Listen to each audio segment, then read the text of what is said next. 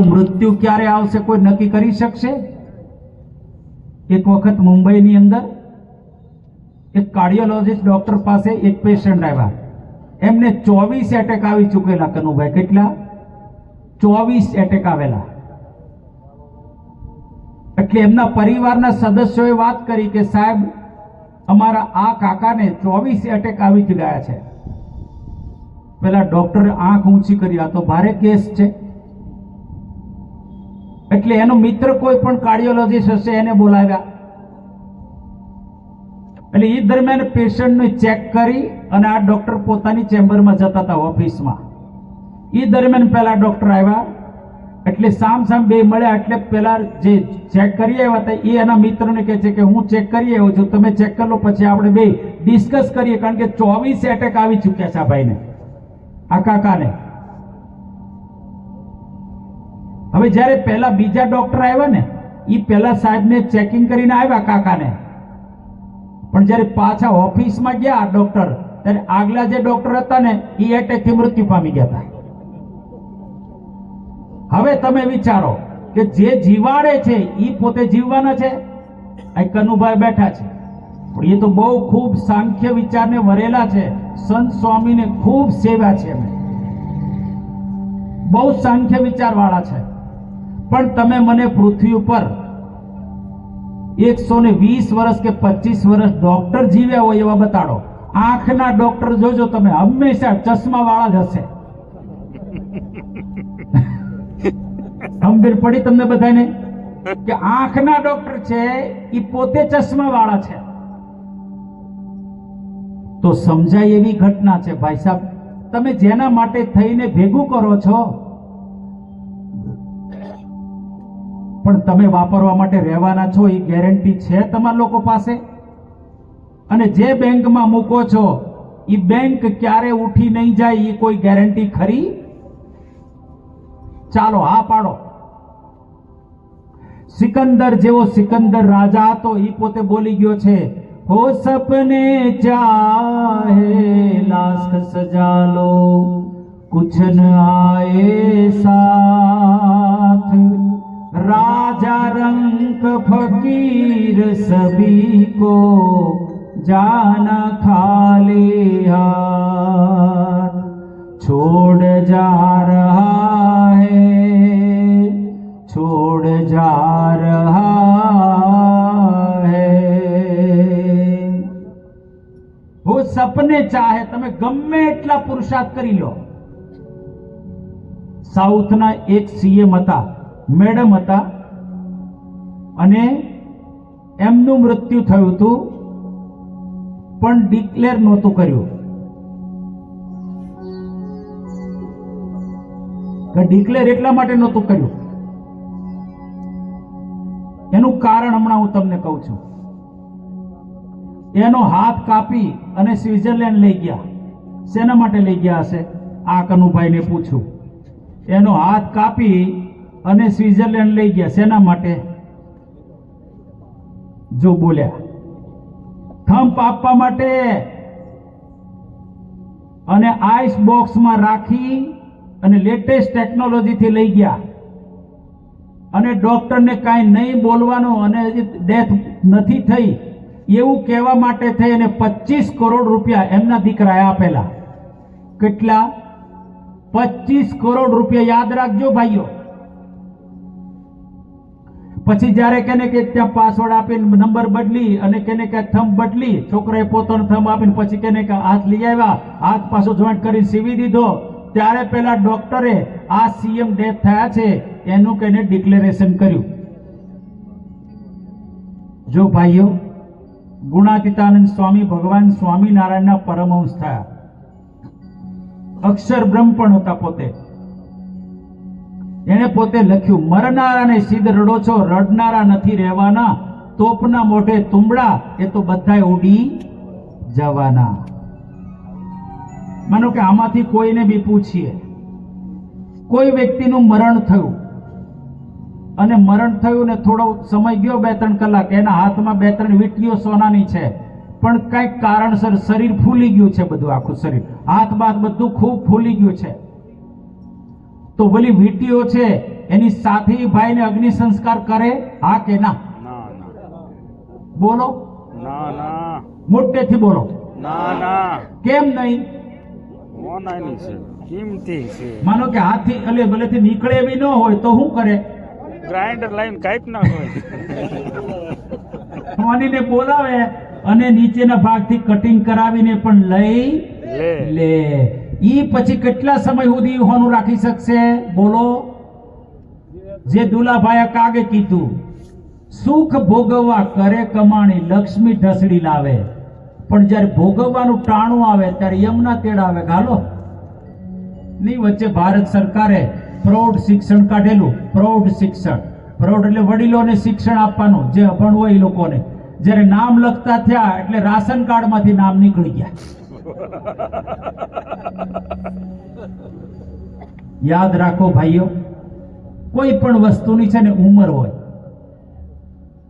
ભગવાન ભજવાની પણ એક ઉંમર હોય છે.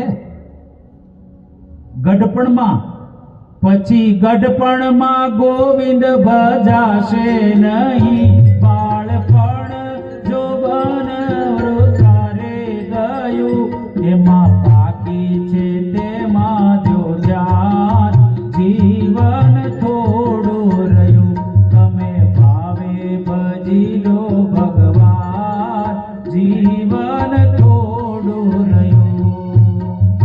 બધા આળસમાં દિવસો વીતી જશે, પછી ઓચિંતું જમનું તેડું આવશે. તેમાં નહીં ચાલે તમારું તોફાન. તોફાન ચાલશે તમારું કે બતાવી શકશો કે આઈ એમ,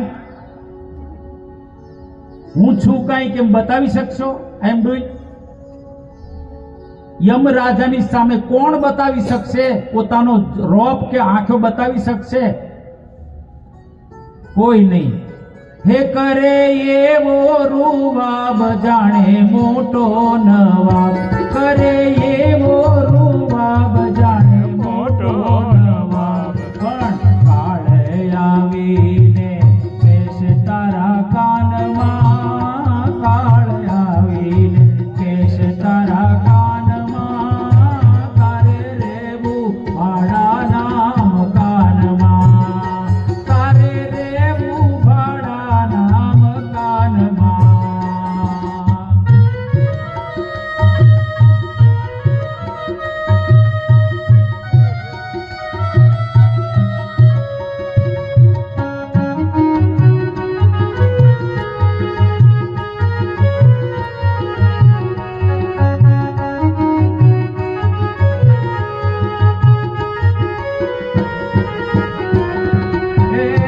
લેશે જમડા જાલી રે કરો પલમાં ખાલી, લેશે જમડા જાલી રે કરો પલમાં ખાલી, તારું તોફાન નહીં ચાલે એની સાથમાં, તારું તોફાન નહીં ચાલે એની સાથમાં, તારે રહેવું ભાડાના મકાનમાં, તારે રહેવું ભાડાના મકાનમાં.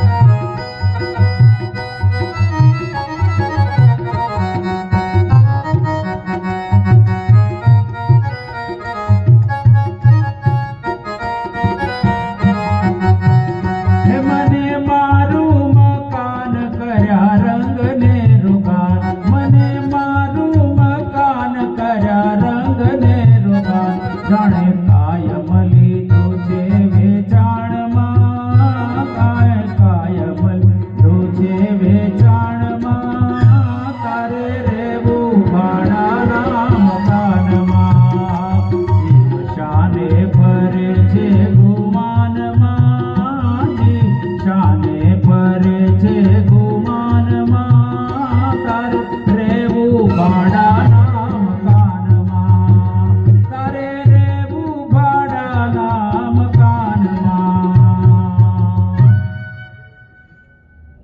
વ્યક્તિ અહંકાર પોતે કરે, અભિમાન કરે, પણ જો થોડોક વિચાર કરે માનો કે વર્લ્ડનો મેપ છે, આપણે સારંગપુર લાઇબ્રેરીમાં વર્લ્ડનો મેપ, આ ટેબલ જેવડું પુસ્તક આમ પોળું ખોલો ને તો આ ટેબલ જેવડું થાય. એ વર્લ્ડના નકશામાં ભારત છે ને એ ટચલી આંગળીમાં રહે ને એટલું છે. કેટલું? ટચલી આંગળીમાં રહે ને એટલું. તો હવે તમે મને કહો, એમાં બોટાદ જિલ્લો ક્યાં?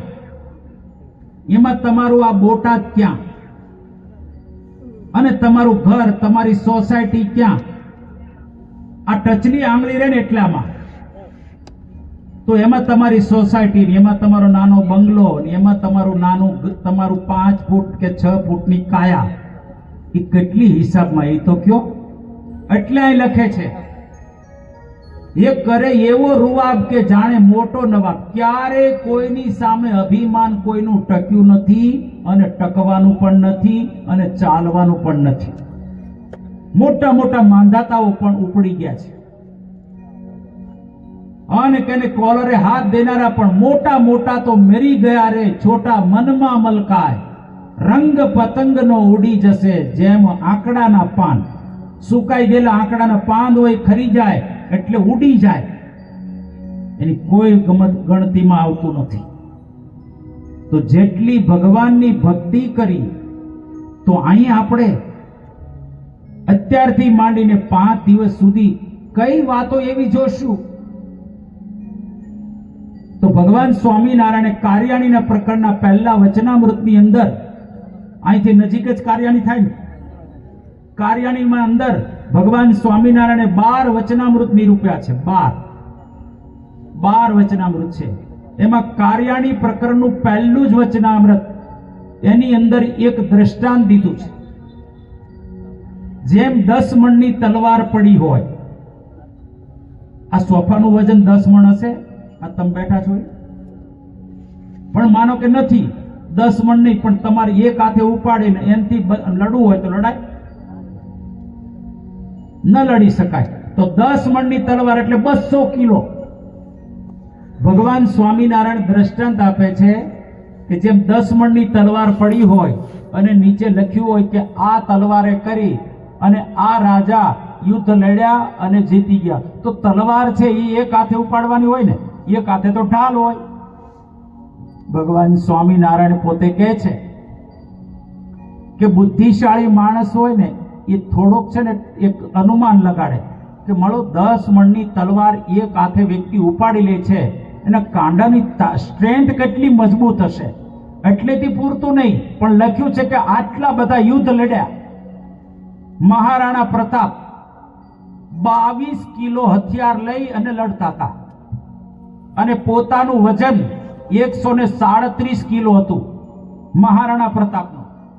અકબરનો એક સેનાપતિ હતો, એને યુદ્ધમાં લડવામાં મહારાણા પ્રતાપને હરાવવા માટે મહારાણા પ્રતાપનો ચેતક નામનો ઘોડો હતો.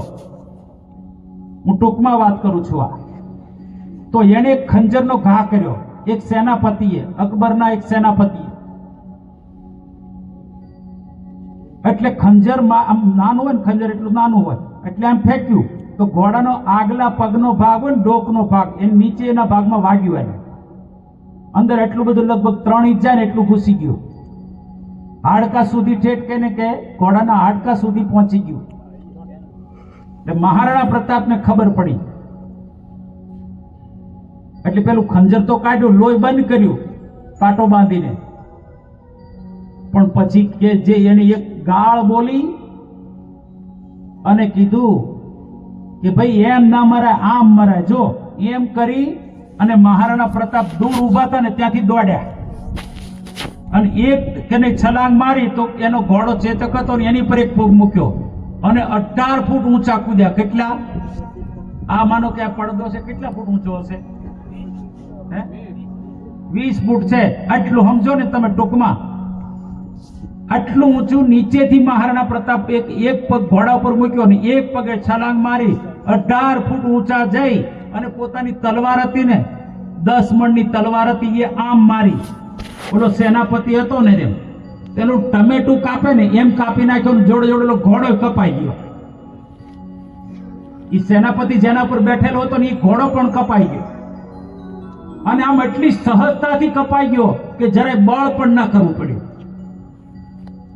તમે વિચાર કરજો, મહારાણા પ્રતાપ 3 મણની 2 ઢાલ 2 બાજુ બાંધતા હતા, 10 મણની તલવાર ઈ પોતે રાખતા હતા, 5 મણનો ભાલો આટલું લઈને લડવા જતા હતા. ગણજો કેટલું થાય. એટલે ભગવાન સ્વામિનારાયણ પોતે આપણને એક અનુમાન લગાડવાની વાત કરે છે કે કાર્ય ઉપરથી કારણની ખબર પડે આપણને. તો ભગવાન સ્વામિનારાયણ પોતે આ દ્રષ્ટાંત આપે અને આપણે એ સમજવા પ્રયાસ કરીએ છીએ કે ભગવાન સ્વામિનારાયણ પાસે કેવા કેવા ભક્તો સાધુ થવા આવેલા અને એની ગાથા કેવી હતી. તો આપણે જોયું કે દેવાનંદ સ્વામી 6 વર્ષની ઉંમરે સાધુ થયા. 6 વર્ષની ઉંમરે સાધુ થયા. બીજા એવા જ હતા પ્રેમાનંદ સ્વામી, એ પણ લગભગ 14 વર્ષની ઉંમરે સાધુ થયા, અને એમણે 12,000 ભગવાન સ્વામિનારાયણના 12,000 પદો લખ્યા છે. સમયાંતરે આપણે ક્યારેક ક્યારેક ગાતા રહીશું, પણ અત્યાર સુધી વિશ્વમાં એવો કોઈ એક એને કે એવો દેવતાઈ પુરુષ પાક્યો નથી કે સ્વામિનારાયણ ભગવાન માટે જે પદો લખાયા, કાવ્યો લખાયા, એવા હજી સુધી કોઈએ લખ્યા નથી, અને આટલી સંખ્યામાં લખાણા જ નથી. કહેતા કે 35,000 પદો સ્વામિનારાયણ ભગવાન માટે લખાયા છે. કેટલા? 35,000 પદો. ખાલી આંકડો જોવો તો કેટલો મોટો છે, આંકડો કેવડો મોટો છે. તો પ્રેમાનંદ સ્વામીએ 12,000 પદો લખ્યા છે, અને એમની એટલી બધી વિશેષ વાતો છે કે પ્રેમની મૂર્તિ ભગવાનની એક પ્રસંગ જુએ અને ઘણા બધા તેને કાવ્યો લખી નાખે, દસ્તાવેજી પુરાવા સમાન. આ પ્રેમાનંદ સ્વામી હતા.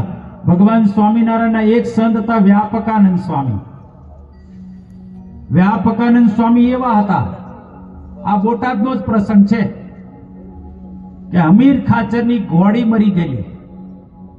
તમારા બોટાદનો પ્રસંગ છે ભાઈઓ, તમારા બોટાદનો પ્રસંગ છે. હમીર ખાચરની ઘોડી મરી ગઈ હતી, અને સ્વામી એમ ક્યાંક વિચરણ કરતા કરતા આવ્યા છે ગઢપુર બાજુથી ક્યાંકથી. તો બધા દરબાર ગઢની અંદર બધાનું રુદન સાંભળ્યું, એટલે પૂછ્યું ભક્તોને કે કોણ રડે છે, કેમ રડે છે? તો કે સ્વામી, અત્યારે વ્યક્તિને એક વાહન તરીકે ઘોડું જ છે, એ પોતે વાહન તરીકે હોય છે, અને એમાં ખાસ કરીને આ દરબાર એમની ઘોડી મરી ગઈ છે, એટલા માટે આ લોકો બધા રુદન કરે છે. ચાલો જોવા જઈએ. હવે આ ડોક્ટર સાહેબ બેઠા છે, કોઈ વ્યક્તિનું મૃત્યુ થાય કે પશુનું મૃત્યુ થાય, એમાં જોવા જેવું શું હોય? જોવા જેવું હોય કઈ? માનો કે કોઈ વ્યક્તિનું મૃત્યુ થાય તો કાન ઓછો ન થાય, આંખ ઓછી ન થાય, દાંત ઓછો ન થાય, કાંઈ ઓછું ન થાય, તો મરી હું ગયું. બાજંદ રાજાએ એના સિપાહીને પૂછ્યું, ક્યાં મર ગયા હે? अरे महाराजा जी ऊंट मर गया है, चलो मैं देखने आता हूं. જોવા આવ્યા રાજા, બાજંદ રાજા પોતે જોવા માટે આવ્યા. જોયો તો ઊંટની અંદર બધું જ વ્યવસ્થિત હતું, એટલે એના સિપાહીને પૂછ્યું, ऊंट के पांव है, पेट है, पूंछ है, नाक है, कान है, मुंह है, सब कुछ है, क्या मर गया? महाराजा जी इसमें से रूह निकल गया. तो सबका होता है? हाँ महाराज, सबका होता है, आपका पहला जल्दी होता है. आवी बात करी तो कि क्यों? तो कि आप भोग विलासी इतना भोगते हैं, इसलिए आपकी मृत्यु जल्दी होती है. जो અને લખ્યું છે કે લીધી ફકીરી છોડ્યા ફંદ, વૈરાગ ઉત્પન્ન થઈ ગયો કે સબકાએ મારું આવું થાય તો પછી જીવીન કરવાનું હું, આ બધો ભોગ વિલાસનું કરવાનું હું. 999 ઊંટ ઉપર તો રસોડું રહેતું હતું. એટલે અહીંયા પણ વ્યાપકાનંદ સ્વામી તો સંત હતા, એટલે કે હાલો જઈએ જોવા. હકીકતમાં બહુ એને વિશિષ્ટ કાંઈક પોતાનું દર્શન કરાવવું હતું. આવ્યા અને આમ હાથ કરીને આમ કર્યું, બધાને ભક્તોને શું કર્યું સ્વામીએ ખબર ન પડી કાંઈ. એટલે તરત જ ઘોડી હણહણ કરતી બેઠી થઈ. એટલે જે લોકો રોતા હતા એ આનંદમાં થઈ ગયા બધા પાછા. એટલે સ્વામી તો ત્યાંથી ઊભા નીકળી ગયા, ચમત્કાર જોવા રહ્યા નહીં. કારણ કે પરમહંસો ભગવાન સ્વામિનારાયણના આનંદ સંતો ડગલે ને પગલે કે ચમત્કાર સર્જતા હતા, પણ એની પાસે ક્યારે ઊભા રહેતા નહોતા. ચમત્કાર કર્યો હોય એની પાસે વખાણની વાત તો દૂરની વાત રહી, પણ ત્યાં ઊભા પણ નહોતા રહેતા. પછી ત્યાં અહીંથી નીકળીને સારંગપુર ગયા. જેવા સારંગપુર ગયા એટલે તરત જ ભગવાન સ્વામિનારાયણ કે આવો આવો વ્યાપકાનંદ સ્વામી, અમારા ભગવાન આવો. એટલે વ્યાપકાનંદ સ્વામી કે મહારાજ ભગવાન તો તમે છો, અમે ક્યાં ભગવાન છીએ? મહારાજ કે તમે ભગવાનનું કામ કર્યું છે. આજે તો તમે ઘોડી જીવતી કરી, કાલે કોઈ વ્યક્તિ મરી જશે, રાજાનો દીકરો મૃત્યુ પામશે, તમે જીવતો નહીં કરો તો શું થશે? અને માનો કે જીવતો કર્યો તો રોજના કેટલા મરે છે પૃથ્વી ઉપર? 22,000 લોકો રોજના મૃત્યુ પામે છે. આજના જ ન્યૂઝમાં તો એક કે ઓલા કન્ટેનરમાં બેસીને 20 જણા જતા હતા એક પરિવારના. તે બસ સાથે અથડાયું, 20 જણા મૃત્યુ પામ્યા, એક સાથે ગાંડ નીકળી ગયો. તો રોજના કેટલા મરે છે? કેટલા કેને વ્યસન કરવાથી મરે છે, કેટલા બીજી રીતે મરે છે, કેટલા એક્સિડન્ટથી મરે છે. ભગવાન સ્વામિનારાયણ કીધું ત્યારે પેલા સંત બોલ્યા, સાંભળજો એ શબ્દો. व्यापकानंद स्वामी पोते हिंदी में बोले, अरे महाराज इसमें क्या, मैंने तो ऐसे मच्छर का जीव लेकर एक घोड़ी में डाल दिया. હવે આ ડોક્ટર સાહેબ મારી સામે બેઠા છે. અત્યારે આટલી ટેકનોલોજી આગળ વધી છે. કેટલી ટેકનોલોજી તમે જો એમાં AI નો જમાનો, કેટલી કેવી વસ્તુઓ તમે જુઓ બને છે. પણ ડોક્ટર સાહેબને પૂછજો, એક લોહીનું બુંદ આજનું વિજ્ઞાન બનાવી શક્યું છે? નહીં, ના પાડે. જો ડોક્ટર છે, વર્ષોથી પ્રેક્ટિસ કરે છે, ખૂબ સારી પ્રેક્ટિસ કરે છે. આમાંથી બીજા પણ કદાચ કોઈક ડોક્ટર, વાઘાણી સાહેબ બેઠા છે, વાઘાણી સાહેબ આવ્યા છે, દેખાતા નથી.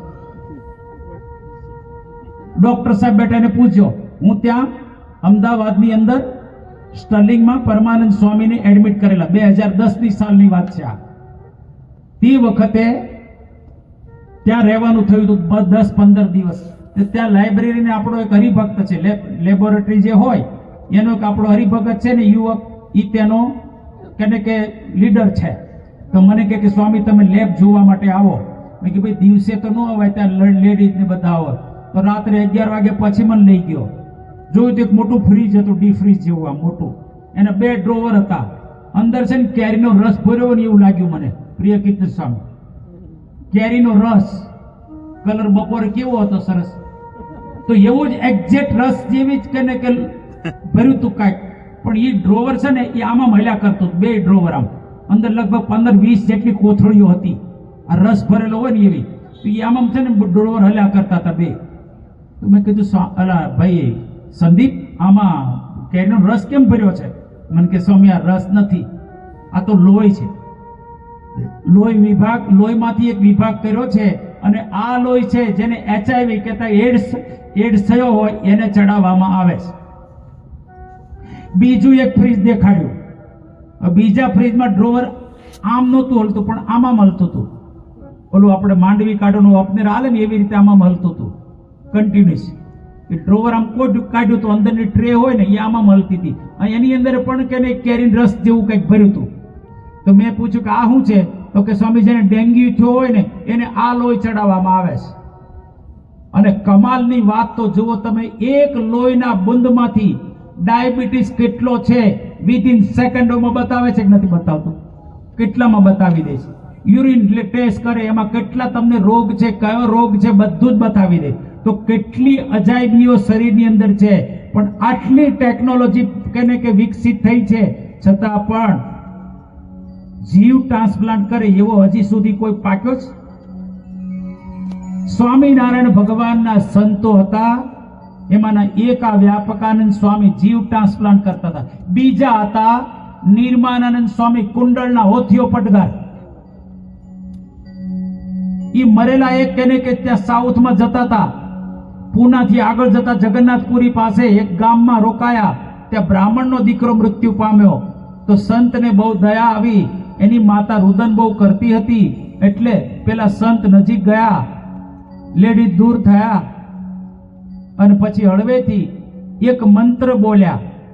મંત્ર એટલે કોઈ બીજો નહીં પણ સ્વામિનારાયણ મંત્ર, જે આપણા હરિભક્તો છે એ માળા લઈને જે જાપ કરે છે ને, સ્વામિનારાયણ નામ વાલું લાગે, સ્વામિનારાયણ નામ વાલું લાગે, સ્વામિનારાયણ નામ, સ્વામિનારાયણ સ્વામિનારાયણ સ્વામિનારાયણ સ્વામિનારાયણ સ્વામિનારાયણ નામ વાલું લાગે, સ્વામિનારાયણ નામ.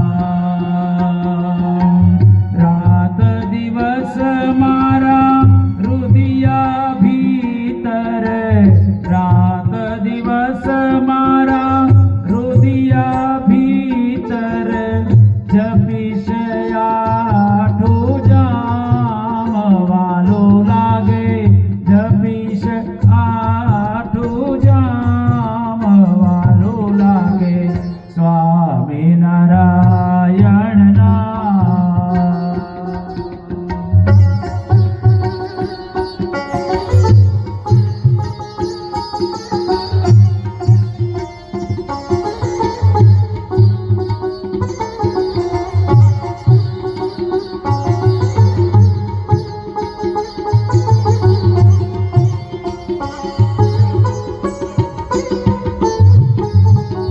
સર્વોપરી શ્યામ છે નરવીર નામ,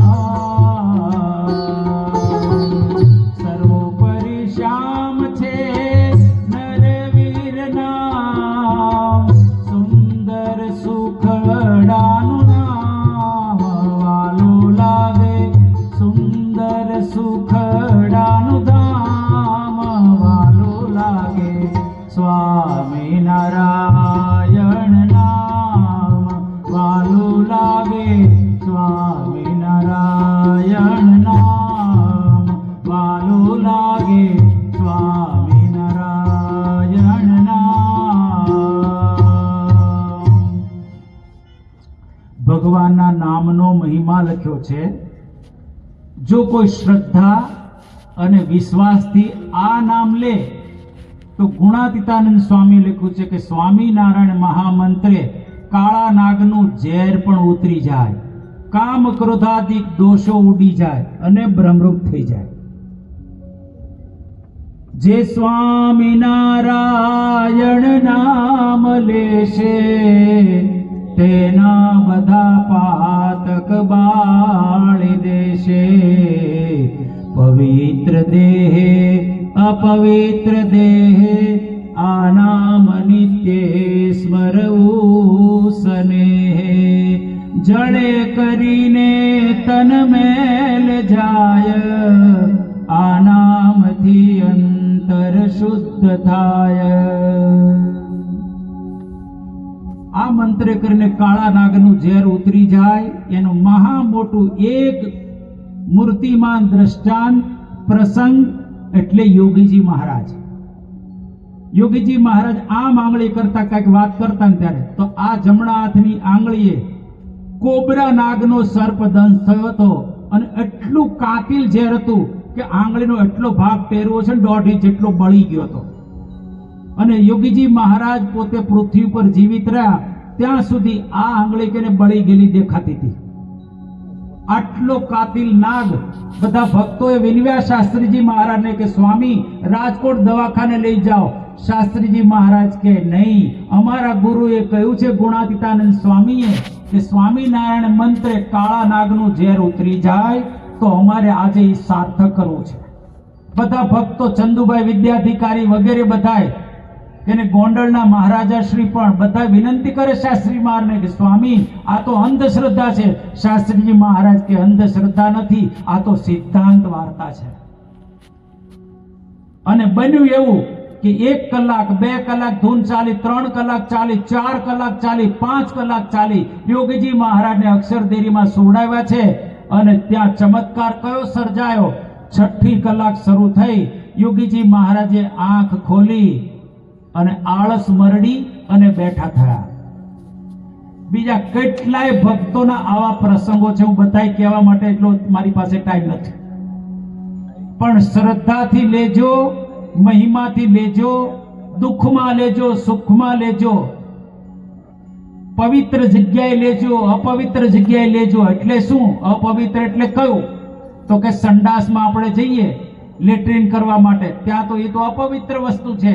પણ તોય અહીં લખ્યું છે કવિએ પોતે, દલપતરામ કવિએ, પવિત્ર દેહે અપવિત્ર દેહે. કહેતા કે તમે કોકના અગ્નિ સંસ્કાર વિધિમાં ગયા હો, ત્યાં પણ સ્વામિનારાયણ નામ તો લઈ શકો ને લઈ શકો છો. પણ ઘણા એવા બધા કે ને અત્તર ડાયાઓ છે ને, એ શું કે સ્વામી આ કોઈના મૃતમાં આપણે ગયા હોઈએ તો પછી ભગવાનને મંદિરમાં થાળ કેમ ધરાય, આરતી કેમ થાય? તો ત્યાં એક બીજો પ્રશ્ન પણ તમારી જાતને પૂછવો, તો તમારાથી ખવાય કેમ, રસોઈ ઘરમાં કેમ બને? સૂતક માટેના નિયમો બહુ જ ન્યારા છે આપણા શાસ્ત્રોમાં. ભગવાન શ્રી હરિએ શિક્ષાપત્રીમાં લખ્યું છે કે કોઈ જનેતા સ્ત્રી હોય એ પોતે દીકરીને જન્મ જ્યારે આપે ત્યારે એમ જનેતા માતા જે જનેતા હોય એમણે 41 દિવસ સુધી સૂતક પાળવું. એટલે શું? તો કે 41 દિવસ એ રસોડામાં એન્ટર ના થઈ શકે, ભગવાનની આરતી ના કરી શકે, બીજા કરી શકે. બરાબર ધ્યાનથી સાંભળજો બધા જ. પોતે કેને જે સૂતિકા સ્ત્રી હોય એ જ 41 દિવસ સુધી અડી ના શકે ચૂલાને કે ભગવાનના મંદિરને કે પૂજાને. અને એને કોઈ વ્યક્તિ બીજા અડે તો એ વ્યક્તિ નાય અને પછી રસોઈ કરી શકે, ભગવાનને થાળ ધરી શકે અને કેને ભગવાનને થાળ ધરીને પોતે જમી શકે છે. સૂતકમાં આપણે જમીએ ખરા પણ પૂજા નહીં કરવાની. ઘણા તો મહિના સુધી પૂજા ન કરે, એટલે એકેય સૂતકમાં પૂજાની ના પાડી જ નથી. એ તો ભગવાનની પૂજા છે, ઉલટાનું સારું પુણ્ય મળશે. એટલે મૃત્યુ વખતે તો કોઈના દાદા હોય, કોઈના બાપુજી, કોઈના કાકા હોય, ગમે તે હોય, એને અગ્નિ સંસ્કાર કરીને આવો અને ઘરે આવીને સ્નાન કરી લ્યો. એટલે કોઈ જાતનું સૂતક કોઈ વ્યક્તિને લાગતું જ નથી. બધા ભજન કરી શકે, ભગવાનની આરતી કરી શકે, કથા વાર્તા કરી શકે, ભગવાનને થાળ ધરી શકે, બધું જ કરી શકે. મંદિરે પણ જઈ શકે, સંતોને પગે પણ લાગી શકે. હવે કઈ ચોખવટ કરવાની બાકી હોય તો કાલે હું પાછો આવે ને ત્યારે મને બતાડજો. પછી લખ્યું છે કે સૂતિકા સ્ત્રી દીકરાનો જન્મ આપે તો એ સૂતિકા સ્ત્રી 21 દિવસ સુધી પોતે ભગવાનની રસોઈ ન કરી શકે, થાળ ન કરી શકે, આરતી ન કરી શકે. ફક્ત સૂતિકા સ્ત્રી જ, બીજા બધા જ ઘરના સદસ્યો બધું જ કરી શકે, બધી જ વિધિઓ કરી શકે. ખાલી માનો કે એમને અડ્યા હોય, એમના બાળકને રમાડ્યો હોય નાનો હોય ને, તો ફરીથી પછી સ્નાન કરી અને આગળની વિધિમાં પ્રવૃત્ત થઈ શકે છે. આટલી ચોખવટ કરીને હવે આગળ જઈએ છીએ. ભગવાન સ્વામિનારાયણના પરમહંસો એવા હતા કે મરેલાને જીવતા કરે આટલી સામર્થ્ય હતી. આટલું સામર્થ્ય હોવા છતાં એક વખત અખંડાનંદ સ્વામી પોતે વનમાંથી વિચરણ કરતા કરતા જંગલમાંથી પાસ થતા હતા તો સામે 4 ટાઈગર આવ્યા. કેટલા? 4. 1 2 3 નહીં, 4 ટાઈગર આવ્યા. છતાં પણ અખંડાનંદ સ્વામી ઉભા રહ્યા અને પોતે બોલ્યા, હું તો અખંડાનંદ, મારો આનંદ અખંડ, આ વાઘ મારો આનંદ ન છીનવી શકે. તો હલ્યા જ નહીં, કાંઈ લેશ માત્ર ન હલ્યા. અને આપણે જોઈએ છીએ કે શેરીના કૂતરા આપણી પાછળ દોડે તો શું થાય છે હાલત? આ તો સામે 4 વાઘ આવ્યા તોય પણ હલ્યા નહીં. આવા તો કે આત્મારામ સંતો હતા, પરમહંસો હતા. એક સંત, એમનું નામ છે ગોપાળાનંદ સ્વામી. અષ્ટાંગ યોગ સિદ્ધ હતા, અષ્ટાંગ યોગી સિદ્ધ હતા. અને શામળાજીનું મંદિર છે હિંમતનગર પાસે, એ શામળાજીની મૂર્તિ રોજ ટોડલા 30 કિલોમીટર એમની સાથે રમવા માટે જતી હતી. અને ગ્રહણની ગતિને રોકી શકે એવા હતા. બ્રહ્માંડના ગ્રહોની ગતિને પકડી રાખે, આ મુઠ્ઠીમાં પકડીને પકડી રાખતા હતા. આ સામાન્ય ઘટના નથી. તમારા કયામાં તમારા ધર્મપત્ની છે કે નહીં એ ખાનગીમાં વિચારી લેજો. હું કોઈ હાથ નથી ઊંચા કરાવતો. તમારું એટલું નથી માનતા તો આ તો ગ્રહો છે. એને પણ ગોપાળાનંદ સ્વામી ખુશાલ ભટ્ટ હતા ત્યારથી ઈ કે ગ્રહણની ગતિઓને રોકી શકતા, એના બધા ગ્રહોને બધાને પણ સ્તંભાવી દેતા આવા સામર્થ્યવાન હતા. નિષ્કુળાનંદ સ્વામી મહાબૃહદ વૈરાગી, ગાંધીજી જેવા ગાંધીજી પણ એમના પદો સાંભળે. એક નિત્યાનંદ સ્વામી 4 વેદના ભણેલા. દીનમણી શર્મા 4 વેદના ભણેલા એટલે વેદો ઉપર પોતે શાસ્ત્રાર્થ કરી શકે. આમાંથી કોઈએ વેદ વાંચ્યા હોય એવા કોઈ છે? વાંચ્યા હોય એવા કોઈ છે? કોઈનો હાથ ઊંચો નથી. જોયા હોય એવા કોઈ? જોયા હોય, વેદ જોયા હોય એવા 2-3 હાથ ઊંચા છે. ધન્યવાદ, એના માટે ધન્યવાદ. જોજો ને ક્યારેક અંદર વાંચો, દ્રષ્ટિ પડે તો વાંચજો. પણ માનો કે હમણાં આપણા પ્રિય કીર્તન સ્વામી વેદના મંત્રો બોલ્યા, શાંતિ પાઠ બોલ્યા, પછી કંકણ બંધનમ બોલ્યા, એની અંદર એક મંત્ર બોલ્યા, હરિ ઓમ ભદ્રં કર્ણેભિઃ શૃણુયામ દેવા ભદ્રં પશ્યેમાક્ષપિર્યજત્રાઃ સ્થિરે રંગે સ્તુષ્ટુવાગુંસસ્તનો વીર્યશેમહિ દેવહિतं યદાયુઃ. શું આવ્યું કયો? ભદ્રમ ભદ્રમ આવ્યું. મને કઈ અર્થ ખબર નથી, આ તો હું ગાયો, મેં મોઢે કરેલું છે એટલે. આ વેદના મંત્રો છે. ઈ જો કોઈ આપણે કેને ગાઈ શકતા ન હોઈએ, એનો અર્થ ન જાણતા હોઈએ, તો આ તો 4 વેદના ભણેલા હતા દિનમણી શર્મા. અને પાછા યુપી માંથી આવ્યા હતા. લખનૌની પાસે બારાબંકી ગામ છે, ત્યાંથી લગભગ 30 કિલોમીટર અંદર દંતિયા ગામ. દિનમણી શર્મા 4 વેદના ભણેલા. અને તે વખતે રાજાશાહી 80,000 રૂપિયાની કોરીઓ હતી. એવા આ બધા પરમહંસો હતા. હું કાલે થોડીક સચ્ચિદાનંદ સ્વામીની વાત પણ કરીશ. આજે આપણે થોડીક એવા એક બ્રહ્માનંદ સ્વામી, એની વાત પણ કેને કે આપણે 5 દિવસ સુધી કરવાના છે. એટલી મોટી ને એટલી સમજવા માટેની લાયક છે, પ્રેરણાદાયી છે. રામાનંદ સ્વામી ત્યાં સિરોહી તાલુકાનું ખાણ ગામ છે. તમે જ્યારે આ બાજુ ડીસા બાજુ, ત્યાંથી પછી ઉપર જવાનું આબુની ઉપર, ત્યાં સિરોહી તાલુકો છે. એ તાલુકાનું એક નાનું એવું ગામ છે. એ ગામનું નામ છે ખાણ ગામ. રામાનંદ સ્વામી ભગવાન સ્વામિનારાયણના ગુરુ. શરીર ઉપર શ્વેત વસ્ત્રો છે, શ્વેત ગાદી છે, શ્વેત તકિયો પાછળ મૂકેલો છે, અને મનુષ્ય દેહ દુર્લભતાની વાતો કરી રહ્યા છે. મનુષ્ય દેહ દુર્લભતાની વાતો કરી રહ્યા છે. તે વખતે અંતરિક્ષમાંથી અવાજ આવ્યો. અંતરિક્ષમાંથી, સમજો નહીં કે આકાશવાણી સ્વરૂપે, કે ગુરુદેવ પ્રગટ ભગવાન की बातें करिए, प्रगट भगवान की बातें सुनाइए. मनुष्य देह दुर्लभ बधाने खबर ज छे, मनुष्य देह કેટલો દુર્લભ છે. તો તમે પ્રગટ ભગવાનની વાતો કરો, એના વગર મુક્તિ નથી. તે વખતે રામાનંદ સ્વામી પોતે એવું બોલ્યા, અરે મુક્ષુ, प्रगट भगवान की बातें मैं क्या करूं, तुम प्रगट होकर करेंगे. हकीकत એવી હતી કે તે વખતે કઈ એવો નિયમ નહોતો કે મહિલાઓ પાછળ બેસે ને પુરુષો આગળ બેસે. માનો કે પતિ પત્ની આવ્યા હોય તો બે બાજુ બાજુમાં બેસી શકતા હતા. રામાનંદ સ્વામી વખતે એવું હતું. તે વખતે શંભુદાન નામના એક રામાનંદ સ્વામીના ભક્તએ रामानंद स्वामी ने प्रश्न पूछो कि गुरुदेव, आप जो बात का प्रवाह रेला रहे थे तो बीच में से कट करके आपने किससे बात की?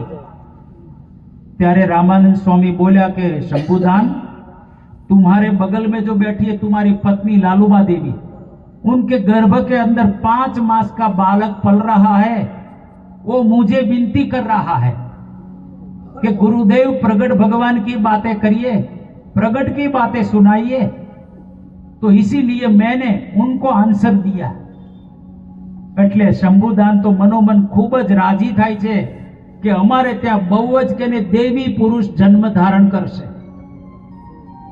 અને ત્યાર પછી 4 મહિના બાદ એટલે કે વસંત પંચમી મહાસુદ પાંચમ 1828ની સાલ મહાસુદ પંચમીના દિવસે એક બાળકનો જન્મ થયો।